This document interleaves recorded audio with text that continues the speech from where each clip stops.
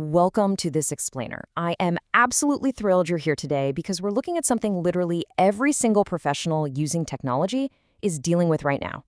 We're going to unpack a massive overarching theme, balancing generative AI's breathtaking, incredible speed with its hidden and honestly rapidly escalating operational risks. If you use AI to get things done faster, well, this explainer is definitely for you. Okay, let's dive into this. We all know the magic, right?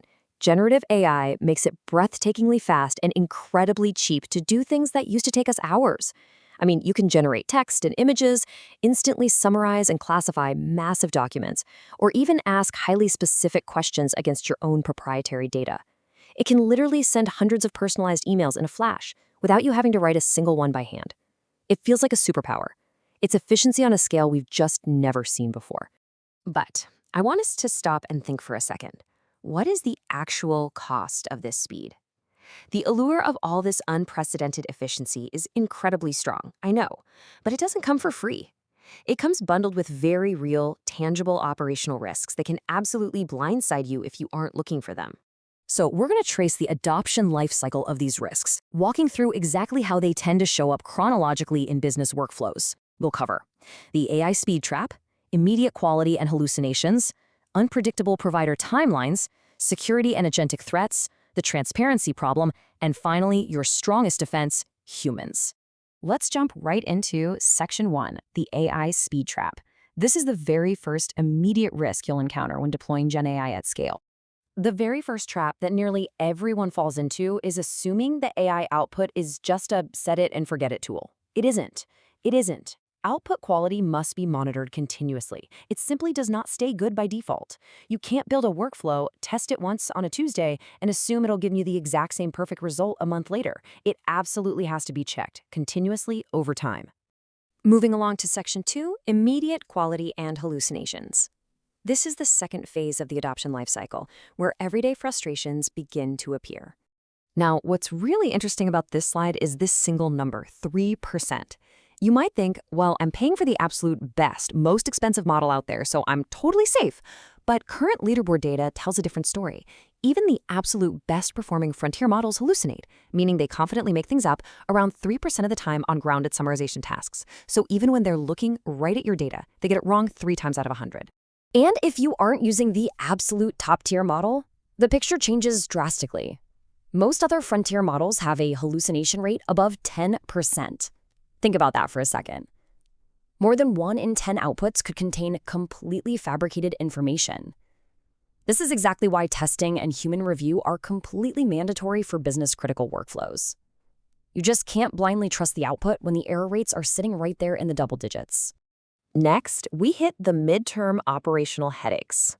Let's look at Section 3, unpredictable provider timelines. This is where you realize you're basically playing by the provider's rules. Look, last quarter, maybe your models functioned perfectly and predictably, but providers update and retire models on their own timelines, not yours. Just look at these historical shifts. In 2026, OpenAI announced the retirement of its entire GPT-4 model family, and Anthropic retired Claude Sonnet 4 and Opus 4 that June. The notice periods you get? They vary wildly. Sometimes you get months, sometimes you get just weeks. This means what worked perfectly for your business last quarter might behave entirely differently or honestly just break entirely this quarter with very little warning.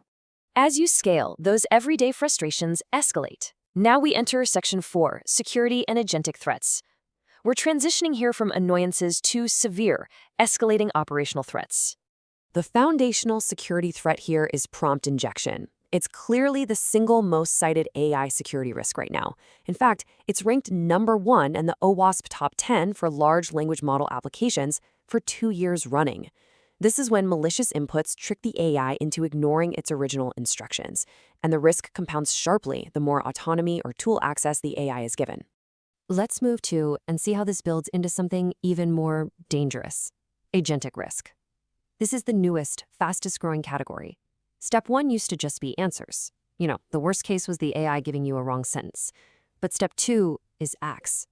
Once AI actually acts, sends the email, updates the database record, calls an API, a hijacked action costs far, far more than a bad sentence. Which leads us to step 3, costs. Analysts actually expect a major public breach caused by an AI agent in 2026, simply because most organizations still lack basic controls over what their AI agents are even allowed to do. So why is this happening? Let's get to the root cause in Section 5, the transparency problem. The difference between these systems is pretty stark. In traditional systems, the software business leaders have been using for decades, you can see the outcome and you can see the reasoning, the code behind it. But with generative AI, there's inherently less transparency. You can usually see the final outcome for sure, but you cannot always see the reasoning behind it. It's often just a black box. So, the crucial reality to understand is this. We don't control or fully know the data these models were trained on, which limits how predictable they can ever be. Because you don't own the training data, and you just can't trace the exact logical pathway of every single output, absolute predictability is fundamentally impossible. I know that sounds a bit daunting, but let's resolve that tension. We're moving to Section 6, your strongest defense, humans. Despite all this incredibly advanced technology, the ultimate solution to all the preceding risks is beautifully low-tech.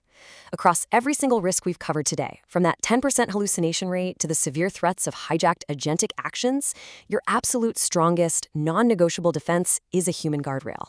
It's human in the loop. It's awareness. It is having people empowered and trained with the ability to flag abnormal behavior early, before an AI agent sends out a disastrous email or corrupts a database. AI gives us incredible speed, absolutely, but human oversight gives us the safety to actually use it. I want to leave you with this final, provocative thought to take away from this explainer today.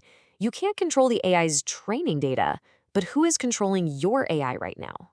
Seriously, take a hard look at the workflows you're using today. Assess the human guardrails you currently have in place. Because if you don't know who is checking the AI's work, well, you're already falling into the speed trap. Thanks so much for joining me to unpack this today, and I'll see you in the next explainer.